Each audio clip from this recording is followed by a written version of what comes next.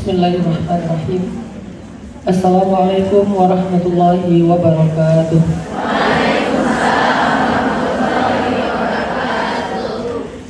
Alhamdulillahirabbil alamin. Alhamdulillahilladzi bi ni'matihi tatimmus shalihat wa bi fadlihi tatanazzalul khairat wal barakat wa bi taufiqihi tatahaqqaqul maqasid wal ghayat.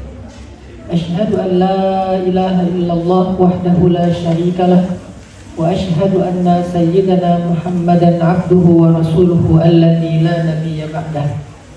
Allahumma salli ala sayyidina Muhammadin fil awwalin wa salli ala sayyidina Muhammadin fil akhirin wa salli ala sayyidina Muhammadin fil mala'il a'la ila yaumiddin. Wa salli wa sallim wa barik ala sayyidina Muhammadin wa ala alihi wa ashabihi ajma'in. Yang sama-sama kita hormati dan kita muliakan Ibu Hajah Neni Nurlaini, kemudian juga Ketua Kemuslimahan ya namanya ya? Kemuslimahan Tokyo apa? Kemuslimahan Indonesia Jepang, dan semua anak-anak muda yang sedang merantau di Jepang, baik yang lagi kuliah atau belajar maupun yang lagi kerja, dan yang kayaknya bakal stay di Jepang kali ya. Tapi ini nggak kebawa hashtag kabur aja dulu kan?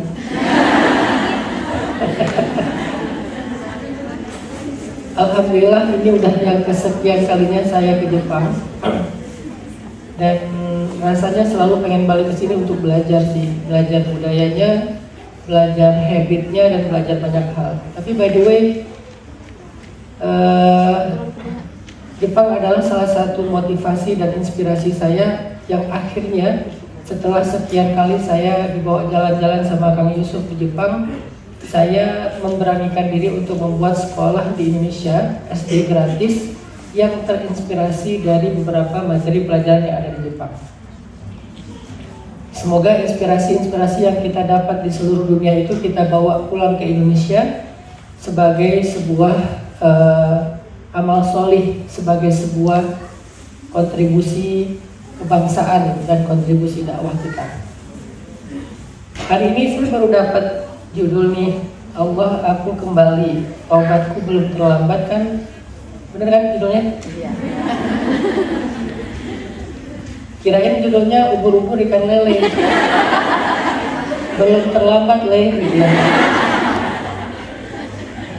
Jadi kita pengen bahas tentang kembali kepada Allah ataupun tentang taubat. Kembali kepada Allah itu dalam bahasa Arab disebut dengan istilah al-inabah. Jadi kalau misalnya orang yang pengen kembali kepada Allah itu atau diperintahkan untuk kembali kepada Allah itu ayatnya wa anibu ila rabbikum, kembalilah kalian kepada Tuhan kalian. Jadi secara bentuk kata sifatnya disebut dengan al-inabah, kembalinya seseorang kepada Allah. Sedangkan penyesalan yang menjadi motivasi seseorang untuk kembali dalam bahasa Arab disebut dengan taubah. Jadi taubah itu secara definitif, bukan secara bahasa, kata para ulama artinya an-nadam.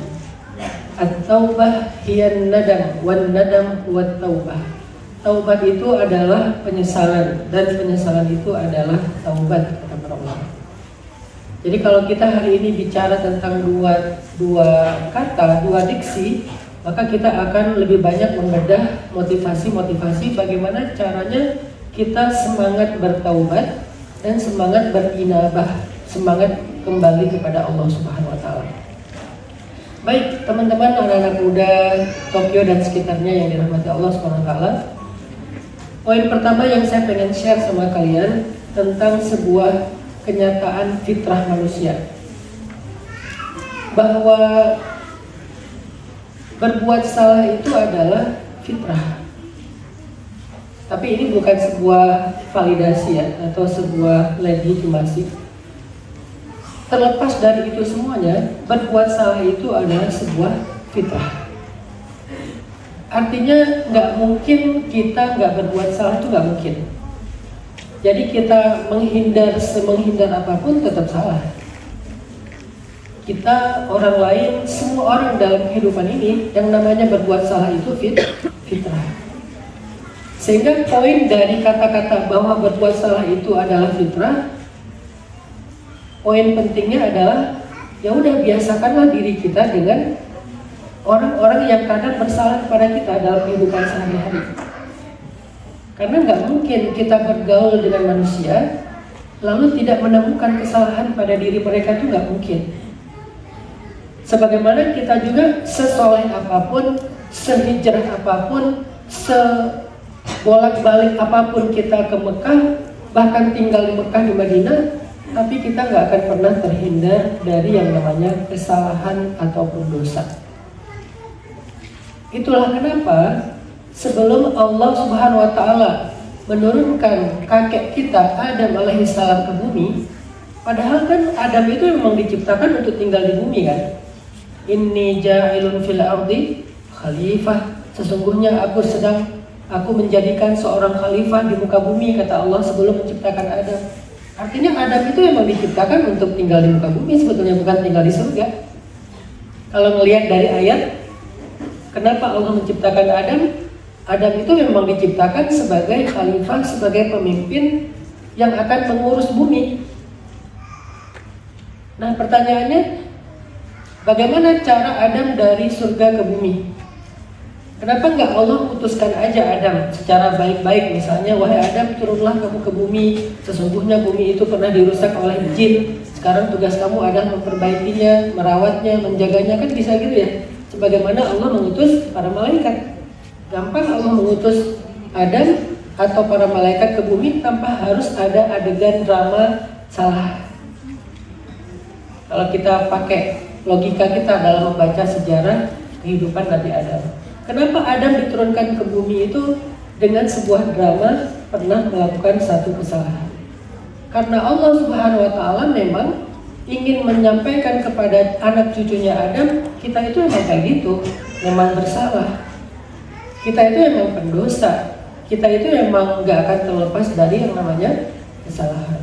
Makanya kalau misalnya teman-teman baca tafsir ya, ini saya coba buka tafsir di Ibnu Katsir tentang ayat taubatnya Adam di dalam surat Al-Baqarah ayat 37. Allah Subhanahu wa Ta'ala berfirman, A'udzu billahi minasyaitonir rajim. Bismillahirrahmanirrahim.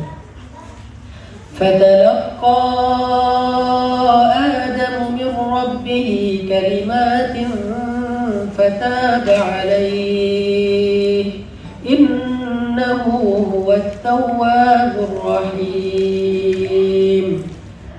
Maka kemudian Adam pun menyampaikan kepada Tuhannya, dari Tuhannya kalimat-kalimat, lalu Tuhannya mengampuni dosanya. Sesungguhnya Dia Maha Penerima Taubat dan Maha Penyayang. Di sini ada istilah kalimat.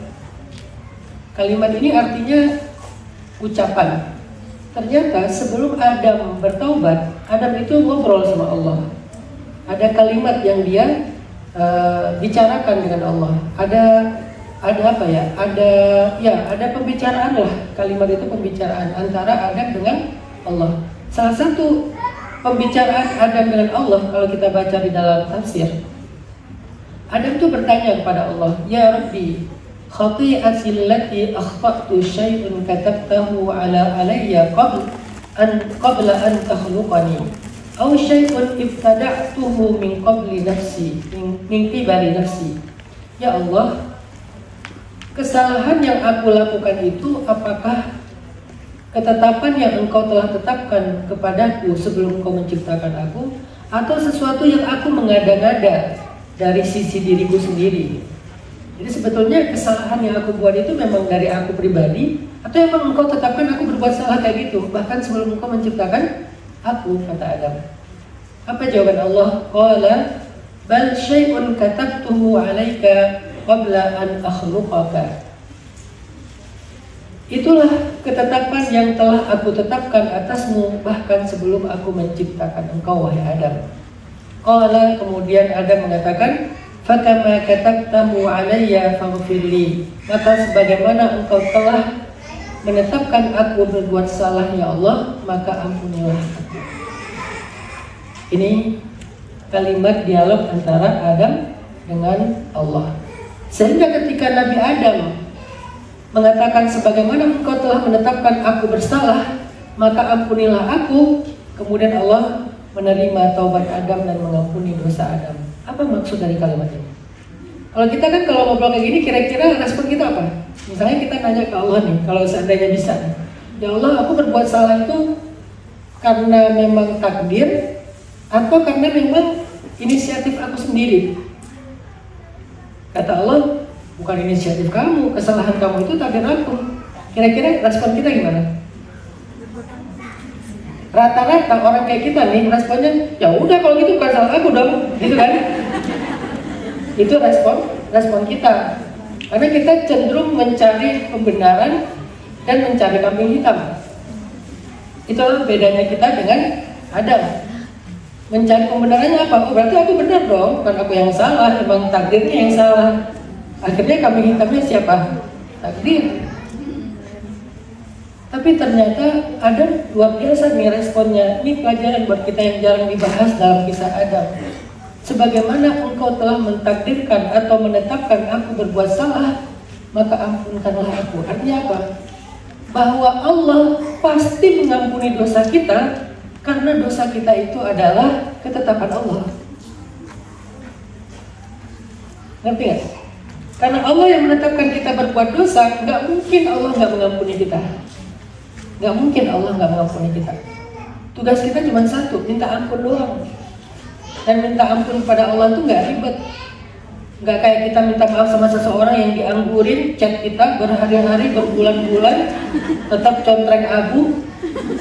Padahal dia online lasin, tapi gak di-read sama dia. Sekalinya dia read jadi biru, itu pun gak sengaja kepencet. Langsung dia panik gara-gara kepencet, tapi statusnya di kita notifikasinya typing. Wah, kita udah kepikiran, kayaknya dia udah maafin nih. Akhirnya nggak jadi nge-send. Itu kalau dengan manusia susah minta maaf.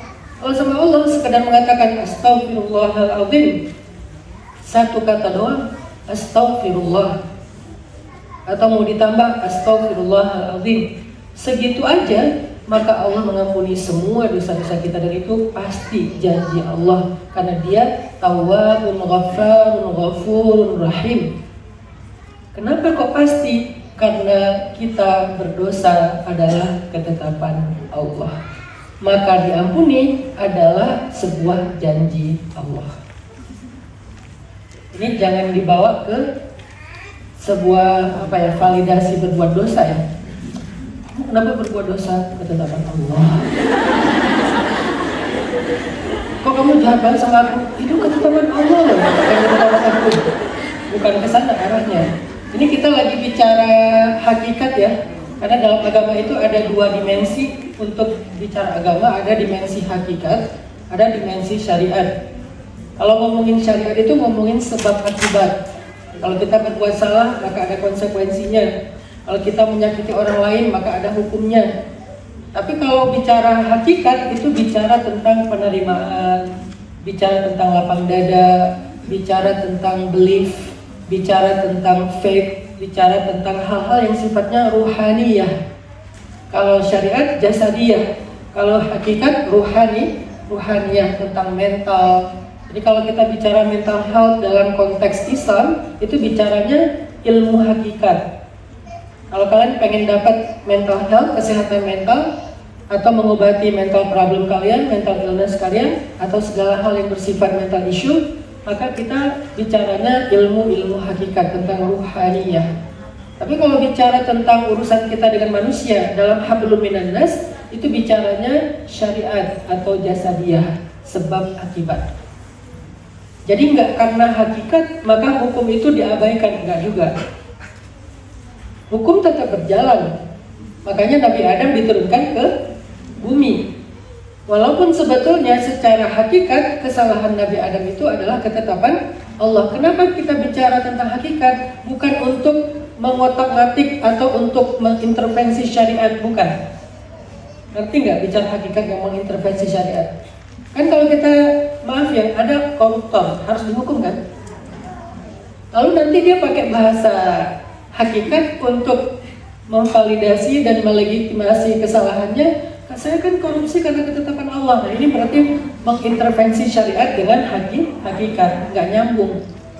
Urusan syariat sebab hakikat harus dijalankan, tapi urusan hakikat itu urusan kita belajar menerima, belajar nggak larut dalam rasa bersalah, belajar untuk meminta ampun kepada Allah, belajar memperbaiki diri, belajar untuk ikhlas, belajar untuk ridho. Itu namanya hakikat. Ya bahasanya bahasa batin. Dan belajar ilmu hakikat ini salah satu ilmu pokok dalam Islam yang biasanya dibahas oleh ulama-ulama tasawuf. Walaupun bagi anak-anak urban istilah tasawuf itu nggak terlalu populer, bahkan cenderung dibawanya ke arah tasawuf falsafi, tasawuf filsafat, pemikiran, bukan tasawuf riyadhi, tasawuf amalan.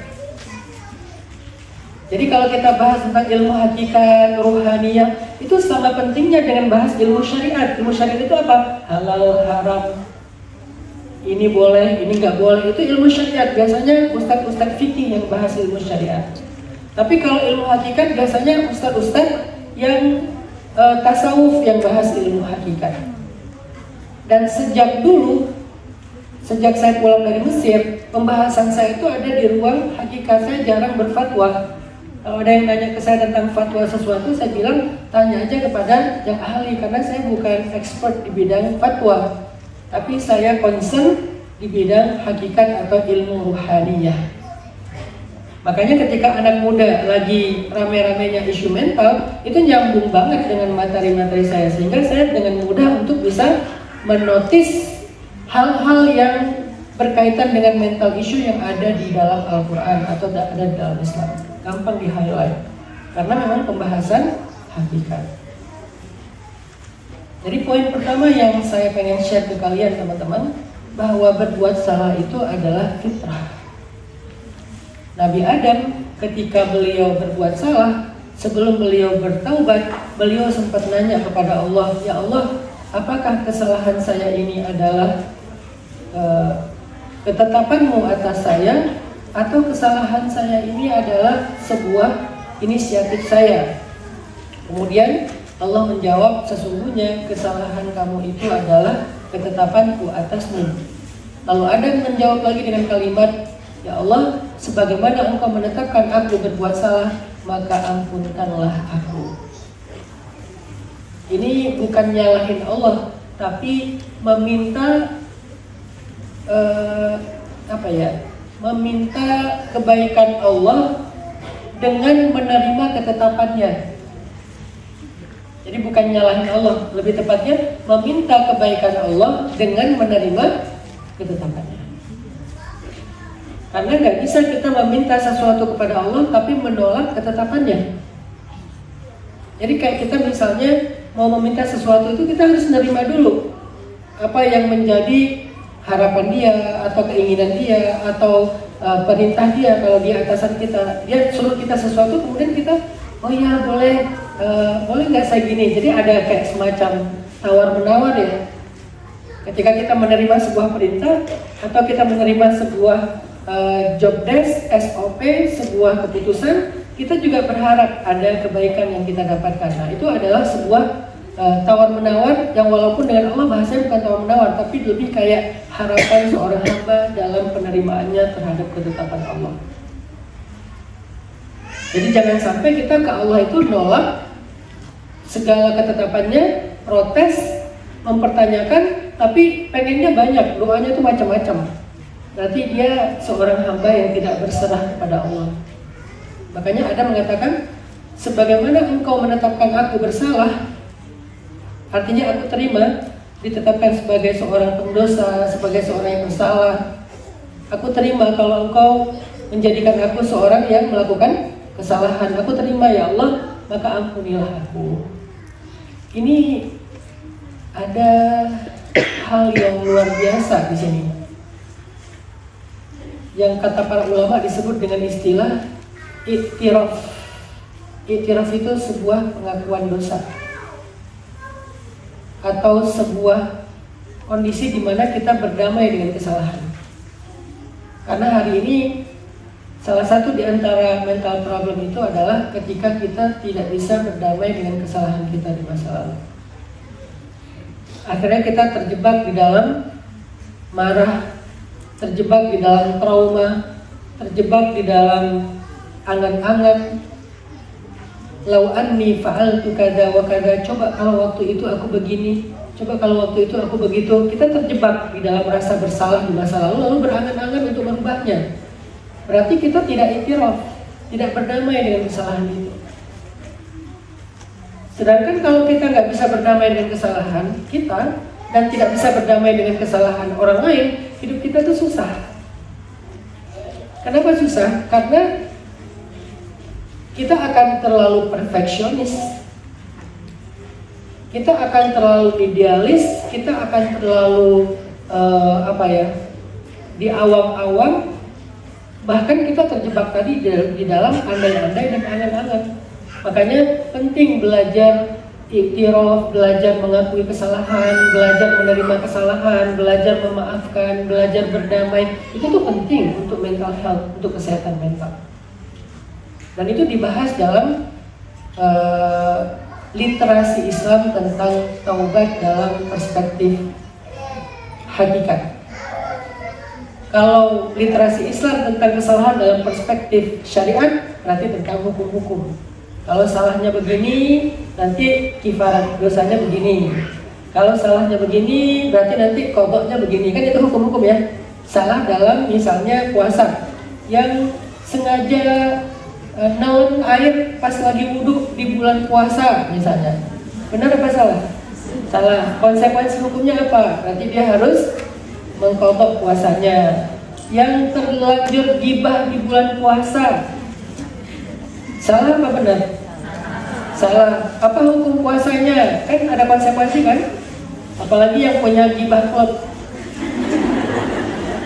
SOP-nya apa? Semakin pelan suaranya, semakin penting infonya ya. Semakin manyun mulutnya, itu semakin akurat tuh beritanya. Itu gibah-gibah. Udah gitu sambil istighfar, sambil zikir. Masa sih nggak nyangka, subhanallah. Sambil zikir, sambil gibah. Apa konsekuensi hukumnya? Itu bicara syariat. Kalau kita menggibahnya di siang hari, secara konsekuensi hukum, puasa kita sah, tapi udah nggak ada pahala. Kalau dibatalin karena terlanjur nggak ada pahala, makin dosa. Ini ruginya menggibah di bulan puasa. Puasanya sah secara fikih, tapi nggak ada pahala. Kenapa nggak ada pahala? Karena pahalanya ditransfer ke orang yang lagi digibahin. Walaupun kita nggak boleh mancing orang menggibahi kita. Tolong gibahin gua dong, udah lama nih nggak digibahin. Kayak kurang amal gitu, butuh transfer dari kalian gitu ya. Jangan mancing-mancing orang nggak gibahin kita. Tapi ketika orang nggak gibahin kita, hakikatnya, nah balik lagi ke hakikat, dia lagi mentransfer pahala ke kita. Kenapa kita kok ngerasa ngerasa sedih banget gitu? Sedih wajar, oke, tapi sedih banget enggak. Kenapa? Karena hakikatnya kita untung, dia yang rugi, walaupun nggak nyaman keuntungan itu. Tapi secara syariat, bahwa dia puasanya tetap sah, hanya tidak lagi berpahala. Ini bedanya bicara hakikat sama syariat. Begitu juga bicara tentang taubat dosa dalam konteks hakikat dan syariat. Jadi secara hakikat, sebetulnya nggak ada satupun dari kita yang nggak berbuat salah sama sekali, enggak. Sampai Nabi SAW bersabda dalam sebuah hadis yang lumayan panjang, kata Nabi, seandainya kalian tidak berbuat dosa, maka Allah akan membinasakan kalian kalau Allah akan menggantikan kalian dengan generasi yang lain, umat yang lain yang akan berbuat dosa dan kemudian mereka bertaubat sehingga Allah menerima taubat mereka dan mengampuni dosa mereka. Coba, seolah-olah kan hadis ini tuh menyuruh kita harus berbuat dosa ya. Karena kalau kita gak berbuat dosa kita dibinasakan ya. Bukan, ini bukan hadis menyuruh kita berbuat dosa. Ini hadis menyampaikan fitrah kita tuh memang berbuat dosa. Gak mungkin kita gak berbuat dosa. Kalau seandainya kita gak berbuat dosa sama sekali, tapi itu gak akan terjadi, maka kita akan dibinasakan. Kenapa? Karena Allah akan menciptakan satu makhluk untuk berbuat dosa, lalu mereka bertaubat dan Allah mengampuni dosa mereka. Itulah salah satu fun fact-nya kita sebagai manusia. Dalam bahasa lainnya, fitrah. Maka kalau nanti kalian menikah, siap-siaplah mentalnya kalian menikahi seorang pendosa. Dan kalian pun pendosa, kan gitu kan? Kalian tidak menikah dengan malaikat, sehingga ketika dia berbuat kesalahan kalian kaget. Kok gini ya? Kayaknya aku salah jodoh deh. Kalian tidak menikah dengan malaikat, kalian menikah dengan seorang pendosa. Kalian cari kemanapun di muka bumi, selama kalian menikah dengan sesama manusia, maka kalian adalah menikah dengan pendosa. Walaupun gak harus separah Walid sih ya. Ada yang namanya Dewi di sini? Ya ada kan? Jangan sampai nanti pakai narasi Walid tak Dewi boleh tak? Tapi bahwa suami adalah pendosa, istri adalah pendosa. Makanya di dalam ayat tentang menikah itu ada 3 kata yang sangat populer ya, yang kita sering ucapkan dalam pernikahan teman kita. Semoga samara, bukan samawa. Karena kalau samawa, sakinah, mawaddah, wa. Kan wa itu satu kata sendiri kan? Dan ya, seharusnya samara, sakinah, mawaddah, rahmah dong. Ya udah populer. Oke, samawa ya. Yang ketiganya apa? Rahmah. Apa itu rahmah? Rahmah itu toleran. Kita sering bilang samawa, sakinah, mawaddah, warahmah, tapi kita kayaknya nggak terlalu ngeh nih apa maksud dari setiap kata ini. Sakinah, feeling safe. Kalau kalian setelah menikah takut sama pasangan, merasa terancam oleh pasangan, berarti nggak sakinah.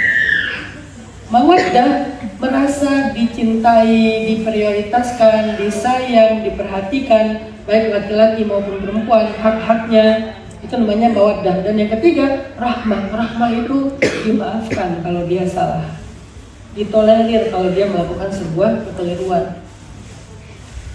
Misalnya pasangan kalian salah ngomong, ya udah nggak apa-apa, lain kali jangan gitu lagi ya, aku sedih loh, ya. Ya selama dia juga iktiraf, mengakui kesalahannya.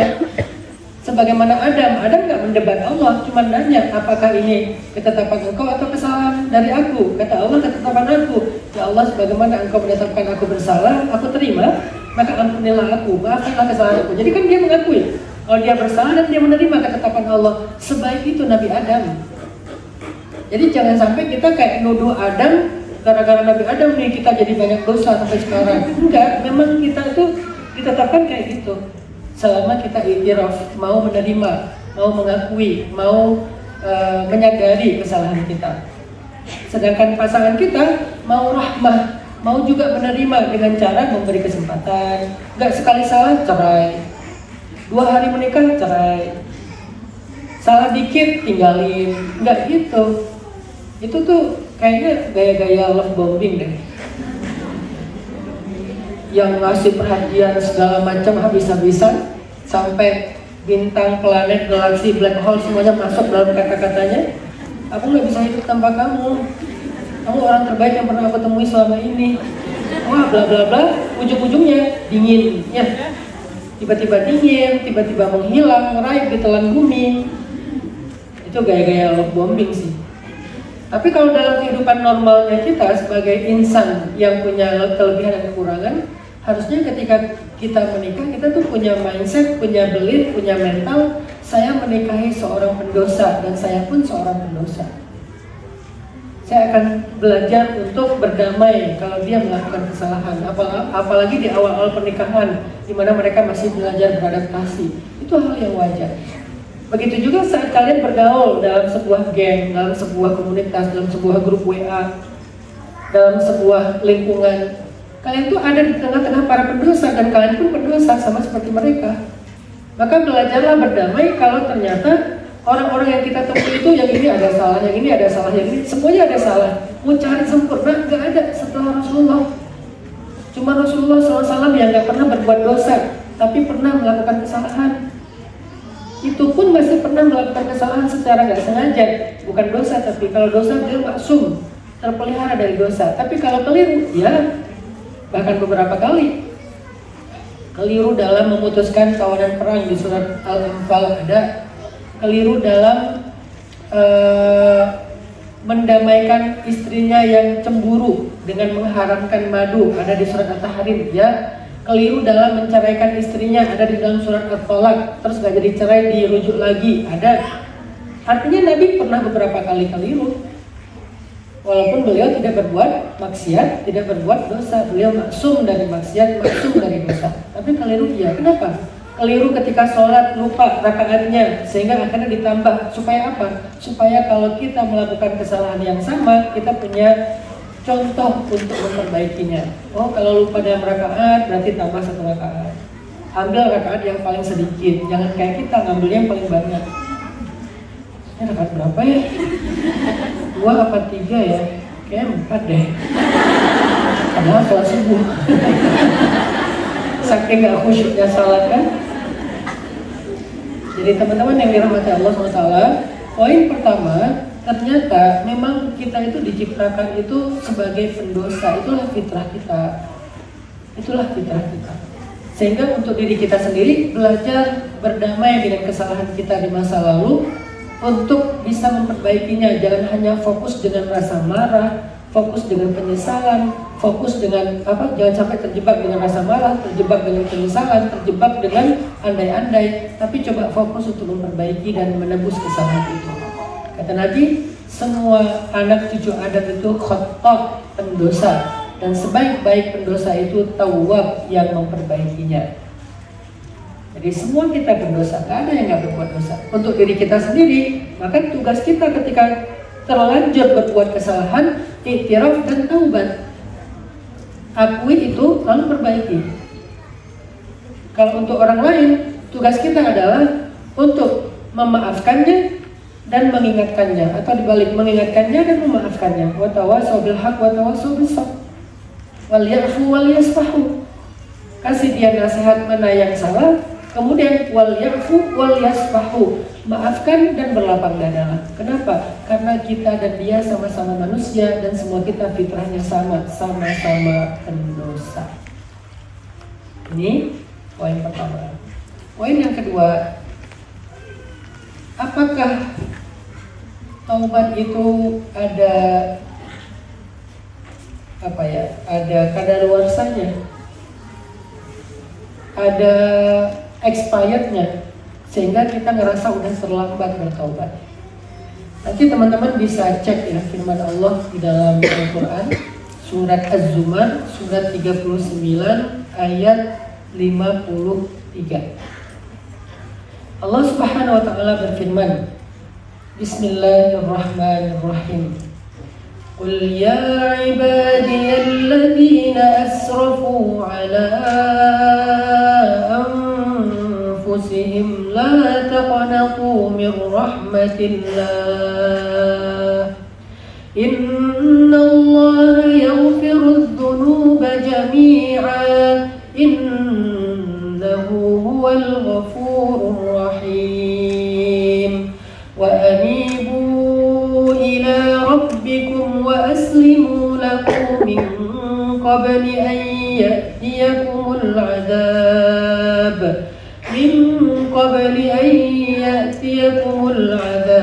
thumma la ينصرون Qul ya ibadiyalladzina asrafu ala anfusihim. Katakan, jadi ini Allah lagi menyuruh Nabi Muhammad menyampaikan berita penting ini kepada kita. Qul, wahai Muhammad, wahai kekasihku, ya ibadiyalladzina asrafu ala anfusihim. Kata Allah, wahai hamba-hambaku yang telah melampaui batas atas diri mereka sendiri. Apa maksud melampaui batas atas diri mereka sendiri? Maksudnya dosanya itu udah di atas rata-rata. Artinya dosanya itu besar banget atau dosanya banyak banget. Sampai nggak ada lagi dosa yang tersisa, semuanya udah dia lakukan. Sampai nggak ada yang percaya kalau dia itu manusia, seolah-olah udah kayak setan gitu, saking banyaknya dosa. Semuanya, ya syirik, ya zina, ya minum, ya membunuh, ya pokoknya semuanya, ya riba, ya durhaka sama orang tua, ya durhaka sama guru, ya durhaka sama anak. Karena yang durhaka bukan cuma anak ke orang tua ya, by the way, orang tua juga bisa durhaka ke anak loh. Kok kita jarang dengar itu Ustaz? Karena yang ceramahnya orang tua. Coba kalau yang ceramah yang muda-muda, pasti ada ketemu tuh hadisnya, orang tua durhaka sama anak. Kan biasanya kalau yang ceramahnya orang tua berarti request orang tua. Kalau saya lebih senangnya yang adil, perspektifnya harus dua sisi. Orang tua bisa durhaka sama anak, anak apalagi bisa durhaka sama orang tua. Dan itu memang ada hadisnya atau ada ceritanya di zaman kaum muslimin, di zaman sahabat. Allah Subhanahu wa taala bilang, wahai hamba-hambaku. Artinya apa? Allah masih memanggil kita dengan panggilan hamba, padahal kita di sini tuh adalah orang-orang yang melakukan dosa-dosa besar. Kok masih dipanggil hamba, padahal dia pendosa yang sangat banyak dosanya. Saking sayangnya Allah kepada kita. Jadi panggilan hamba itu dalam bahasa Arab artinya panggilan mulia dari Allah kepada kita. Jadi kalau Allah lagi sayang kepada kita, panggilnya hamba. Kalau biasa aja namanya yang dipanggil. Kalau Allah marah, Allah nggak memanggil namanya, Allah memanggil sifatnya atau keburukannya. Misalnya fajir, asi, wahai pendosa, wahai yang durhaka, wahai ini, wahai itu gitu ya. Atau dipanggil namanya. Tapi kalau Allah lagi sayang, dipanggilnya hamba. Kayak Allah ketika bicara tentang Nabi Muhammad gak mengatakan Subhanalladzi asra bi Muhammadin. Bukan gitu. Subhanalladzi asra bi 'abdihi, hamba. Jadi ketika Allah mengatakan kita hambanya, itu kayak seorang ayah mengatakan anak aku, kayak seorang anak mengatakan itu orang tua aku, kayak pasangan mengatakan itu istri aku, itu suami aku, wahai suamiku, wahai istriku. Daripada ya fulan, ya fulanah, berarti memanggil hamba itu adalah panggilan kasih sayang, kata para ulama tafsir. Di sini apa pelajarannya? Meskipun kita banyak berbuat dosa, Allah masih mau manggil kita hamba. Itu artinya Allah tetap sayang sama kita, teman-teman. Jangan salah paham sama Allah. Kalian seberdosa apapun, Allah sayang sama kalian. Ustaz, saya aja benci sama diri saya sendiri, tapi Allah enggak kok. Saya tuh dibenci sama semua orang dalam kehidupan saya, ya, tapi Allah enggak. Jangan berkecil hati. Kalau kalian bahkan sampai membenci diri kalian sendiri dengan kesalahan-kesalahan kalian, jangan berkecil hati. Kalau orang-orang gak ada yang sayang lagi sama kalian karena sebuah kesalahan kalian yang fatal, karena Allah tetap sayang sama kalian. Segimanapun fatalnya kesalahan kita, segimanapun besarnya dosa kita, Allah masih manggil kita, ya ibadi, wahai hamba-hambaku. Disinilah ada semacam sebuah harapan, motivasi. Allah gak pengen kita putus harapan. Kayaknya aku udah gak pantas lagi deh jadi hamba Allah. Kayaknya aku udah gak pantas lagi deh jadi manusia. Aku pengen hilang aja. Kan hari ini anak muda pengen hilang itu lebih fatal daripada pengen mati kan. Aku kayaknya pengen hilang aja deh gitu. Atau mungkin yang lainnya, aku pengen mati aja. Kenapa pengen mati? Kenapa pengen hilang? Karena ngerasa udah gak ada harapan. Karena ngerasa udah gak bisa memaafkan, karena ngerasa udah gak ada kesempatan, karena ngerasa gak ada lagi yang mau peduli sama kita. Allah peduli sama kalian. Hidup ini sebetulnya hakikatnya bukan tentang kita dengan manusia. Itu cuma asbab doang. Hakikatnya antara kita dengan Allah. Kalau Allah masih peduli, gak penting yang lain. Karena kalau Allah sayang sama kita, Allah akan membolak-balikkan hati manusia yang dari benci menjadi sayang, mudah banget bagi Allah. Sebagaimana Allah bisa membolak-balikkan hati manusia dari sayang jadi benci juga mudah bagi Allah. Mudah sekali bagi Allah untuk mengangkat seseorang dan menjatuhkan yang lainnya. Kita lihat sekarang kan, apalagi di negeri kita di Indonesia, tiba-tiba muncul artis hanya gara-gara dia galau, sedih, diputusin pacarnya, sekarang terkenal jadi pemain film. Fajar, sad boy. Dari set jadi populer ya. Dulu di Bandung ada odading Mang Oleh. Walaupun sekarang udah tenggelam lagi kan, yang orang ngantri mau beli odading dia. Padahal sebetulnya odadingnya sama dengan odading yang lain. Tapi Allah pengen ngangkat derajat dia aja. Atau yang lain-lainnya, banyak lah sampai gak terhitung jumlahnya. Tiba-tiba di Lampung ada waktuku kecil. Oh ya, saya sampai bingung gimana yang melupakan lagu itu ya, susah banget gitu, selalu muncul di kepala saya. Saya lagi naik mobil, waktuku kecil ya, waktu. Kayak susah banget melupakan kalimat itu, saking nempel banget di pikiran kita. Tiba-tiba ibu itu langsung jarang pulang ke Lampung, di Jakarta konser. Allah gampang menaikkan seseorang dan juga gampang untuk menjatuhkan seseorang. Jadi hidup kita itu antara kita dengan Allah sebetulnya. Makanya ketika Nabi memberi nasihat kepada Ibnu Abbas, ya ulam, fadillah, ya faskah. Jaga Allah, Allah jaga kamu. Kalau seandainya manusia berkumpul ingin menolong kamu, mereka nggak bisa nolong kamu kecuali dengan ketetapan Allah yang berlaku untukmu. Seandainya manusia berkumpul ingin mencelakai kamu, mereka nggak bisa mencelakai kamu kecuali dengan ketetapan Allah yang berlaku atasmu. Jadi hidup itu tentang kita dengan Allah awalnya, baru kemudian syariatnya Allah datangkan manusia untuk menolong kita. Padahal hakikatnya itu bukan mereka yang menolong kita, Allah yang menolong kita. Wa ma ramaita idz ramaita walakinnallaha rama. Bukan kamu yang memanah ketika kamu memanah atau melempar ketika kamu melempar, tapi Allah yang melempar. Hakikatnya gitu kan, kalau di dalam surat Al-Anfal ayat tentang perang. Ketika kaum muslimin menang perang, mereka ngerasa bahwa kami jago dalam melempar tombak, kami jago dalam memanah. Bukan kamu yang melakukan itu, tapi Allah yang melakukan itu. Cuman dengan tangan kamu. Allah yang menetapkan itu sampai ke sasaran. Begitu juga dalam urusan hidup dengan manusia. Allah mendatangkan dan menyuruh mereka pergi, itu tuh suka-suka Allah. Tiba-tiba orang banyak yang follow kita, tiba-tiba orang banyak yang unfollow kita.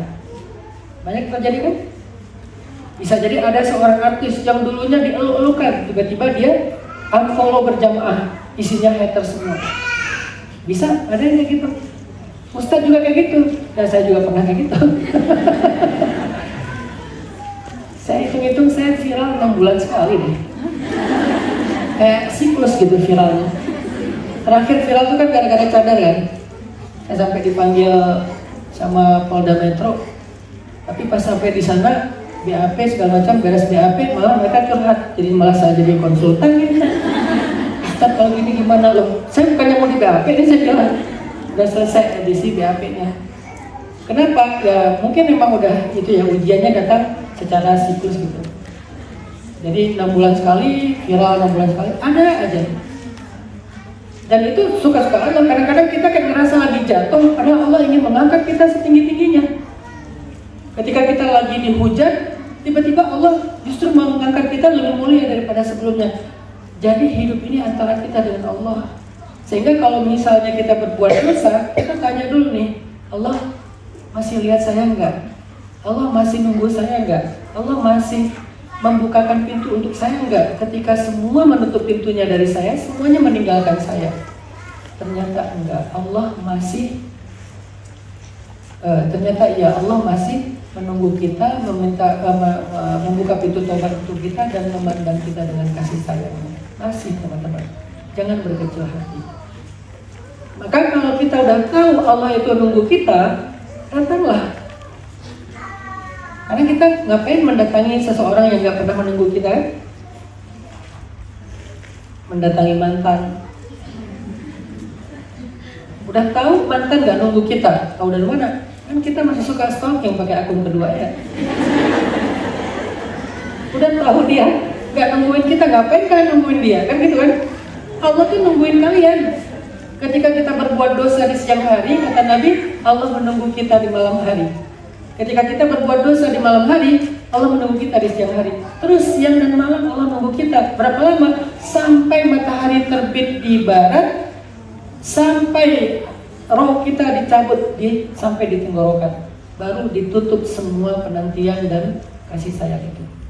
Sebelum itu terjadi, Allah masih sayang sama kita, Allah masih nunggu kita, Allah masih menyediakan taubat untuk kita. Jadi kalau manusia nggak bisa memaafkan kita, nggak apa-apa, maka datanglah kepada Allah. Bahkan kalau kita pun nggak bisa memaafkan diri kita sendiri, nggak apa-apa, datanglah kepada Allah. Allah yang akan memaafkan. Baru setelah itu Allah akan ajarkan kita memaafkan diri kita sendiri. Allah akan ajarkan manusia memaafkan kita. Kata Allah, ya ibadiyalladzina asrafu ala anfusihim la taqnatu min rahmatillah. Jangan berputus asa dari rahmat Allah. Arti berputus asa apa? Kayak putus harapan. Asa itu kan bahasa Arab yang jadi bahasa Indonesia. Apa arti asa? Asa itu artinya harapan. Bahasa Arabnya asa. Asa ayyab'ataka rabbuka maqaman mahmuda. Asa itu artinya semoga. Cuman karena orang Indonesia nggak bisa bilang ain, jadilah asa. Kan susah kalau kita bilang berputus asa. Susah kan? Kamu jangan gampang berputus asa. Susah ya, kesel ya. Jadilah dari asa jadi asa. Asa itu artinya harapan. Artinya orang yang berputus asa itu kayak nggak berharap lagi diampuni, nggak berharap lagi bisa jadi orang benar. Itu berarti dia ya'as itu artinya berputus asa. Sedangkan Allah berfirman, la taqnatu min rahmatillah. Jangan berputus asa dari rahmat Allah. Innallaha yaghfirudz dzunuba jami'an. Allah mengampuni dosa-dosa semuanya. Ya Allah, saya pernah membunuh semuanya. Ya Allah, saya pernah berzina semuanya. Ya Allah, saya pernah datang ke dukun, ngeramal nasib, salah pula semuanya. Ya Allah, saya pernah riba, bahkan saya justru yang jadi rentenir, pinjol, bla bla bla, semuanya. Ya Allah, saya pernah durhaka sama orang tua. Pokoknya semuanya, nggak ada yang nggak termasuk syirik. Dosa syirik baru nggak diampuni kalau orang yang mati dalam keadaan musyrik. Kalau dia masih hidup, kalau dia bertobat, Allah mengampuni. Bukankah semua sahabat yang converting to Islam dulunya musyrik kan? Sebagian besarnya, kecuali Abu Bakar, Khadijah, Ali, itu yang nggak pernah musyrik sebelumnya. Tapi sebagian besarnya kan dulunya musyrikun, orang yang pernah menyembah berhala. Tapi kalau dia bertaubat, dia convert ke agama Islam, maka Allah mengampuni semua dosanya. Jangan berputus asa, kata Allah. Dan gak ada terlambatnya. Innallaha yaghfirudz dzunuba jami'a. Innallaha huwal ghafurur rahim. Innahu huwal ghafurur rahim. Apa arti ghafur? Apa bedanya ghafur dengan ghaffar? Ghaffar itu artinya mengampuni dosa yang sangat banyak, yang berulang-ulang. Jadi kalau kalian berbuat dosa lalu bertaubat, Allah ampuni. Dosa lagi, taubat lagi, Allah ampuni lagi. Dosa lagi, taubat lagi, Allah ampuni lagi. Berapa kali Ustaz? Nggak ada hitungannya. Mau 1.000.000 kali kalian berbuat dosa, 1.000.000 kali kalian bertaubat, 1.000.000 kali Allah mengampuni taubat kita, mengampuni dosa kita, menerima taubat kita. Allah nggak pernah berputus asa mengampuni taubat, mengampuni dosa kita. Kenapa kita berputus asa minta ampun? Allah aja yang mengampuni, nggak pernah putus asa ngampuni. Ibaratnya kita yang dizalimin nih, nggak pernah putus asa maafin dia. Kok malah dia yang putus asa minta maafin gitu kan? Aneh. Allah tuh nggak pernah putus asa ngampuni dosa kita. Bermiliar kali kita berbuat dosa, bermiliar satu kali Allah mengampuni dosa kita. Itu namanya Ghaffar. Sedangkan Ghafur dalam bahasa Arab, kalau Ghafur itu yang mengampuni dosa-dosa besar. Dosa-dosa yang kita tuh nggak percaya bisa melakukan itu. Dan kalau Allah sudah mengampuni, kalau kita sudah bertaubat, hal yang kecil aja bernilai besar di sisi Allah. Amalan kecil langsung berubah menjadi amalan besar. Kok bisa gitu Ustaz? Karena Allah tahu orang yang banyak dosa itu gak cukup waktu untuk melakukan amal-amal yang besar. Sehingga Allah dengan pemurahnya, amal yang kecil pun dihitung besar. Contoh, perempuan yang pernah menjadi pezina di masa lalunya, setelah dia bertaubat, Sekedar dia ngasih minum seekor anjing yang kehausan aja masuk surga kan? Itulah dahsyatnya amalan setelah bertobat. Makanya kalau kalian udah bertobat, jangan sia-siain, langsung beramal soleh. Karena ketika habis bertobat, amal soleh kita itu nilainya gede banget di sisi Allah. Jangan habis bertobat mikirin bikin dosa apa lagi ya biar bisa bertobat. Enggak kesana arahnya. Tapi kalau terlanjur berbuat dosa, ya udah tobat lagi, jangan putus asa. Cuman habis bertobat, mindsetnya saya harus beramal soleh sekecil apapun. Cuman ngasih minuman seekor anjing doang. Jadi walaupun dalam Islam itu anjing itu secara fikih syariatnya najis, tapi hakikatnya justru ada orang yang masuk surga gara-gara apa anjing yang di Jepang teh? Hachiko. Gara-gara dia, gara-gara seekor anjing yang kehausan dikasih minum, akhirnya masuk surga. Tapi bisa juga gara-gara seekor kucing yang dibiarin mati, nggak dikasih makan dan minum, akhirnya masuk neraka. Ternyata ada dua perempuan, satu masuk surga, yang satu lagi masuk neraka gara-gara pet, gara-gara hewan peliharaan.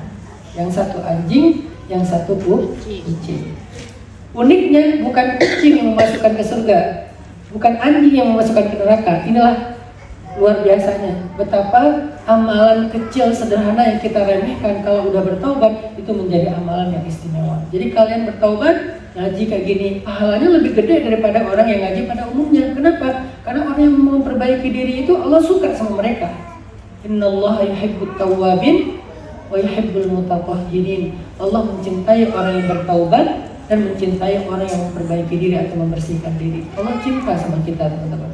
Sama, saya juga seorang pendosa. Hari ini saya berbuat dosa, hari ini saya bertobat, Allah cinta sama saya. Bagaimana cara meraih cinta Allah? Bertobatlah yang banyak. Nabi sehari semalam bertobat 100 kali, padahal beliau maksum. Harusnya kita sehari semalam bertobat lebih banyak dari itu, karena kita asli pendosa.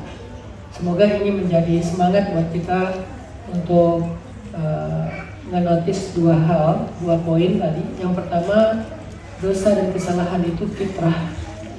Jadi kita ketika berbuat dosa itu adalah fitrah, orang lain berbuat dosa juga adalah fitrah. Maka tugas kita adalah pertama berdamai dengan kesalahan itu, yang kedua perbaiki kesalahan itu.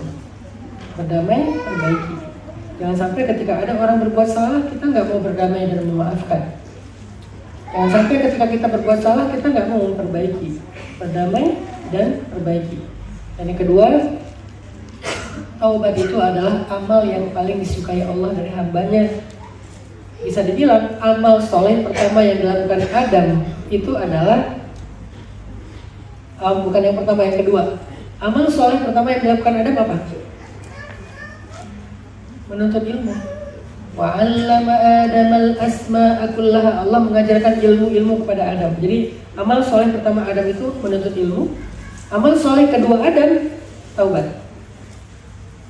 Ternyata amal yang paling disukai Allah dari hambanya para pendosa sekaya kita nih adalah taubat. Sehingga kalau kita bertaubat, Allah cinta sama kita. Dan jangan berputus asa dalam taubat. Kenapa? Allah nggak pernah ninggalin kita, Allah nggak pernah berputus asa ngampunin kita, Allah nggak pernah menutup pintu rahmatnya dari kita. Sebanyak apapun dosa kita, sebanyak apapun, bahkan yang memenuhi langit dan bumi. Dan setelah bertaubat, beramallah walaupun amalan kecil. Karena amalan kecil itu, kalau bagi para pembuat dosa yang bertaubat, nilainya besar di sisi Allah Subhanahu wa Ta'ala. Saya kira demikian. Barakallahu fiikum. Allahu a'lam. Wallahul muwaffiq ila aqwamit thoriq. Assalamualaikum warahmatullahi wabarakatuh.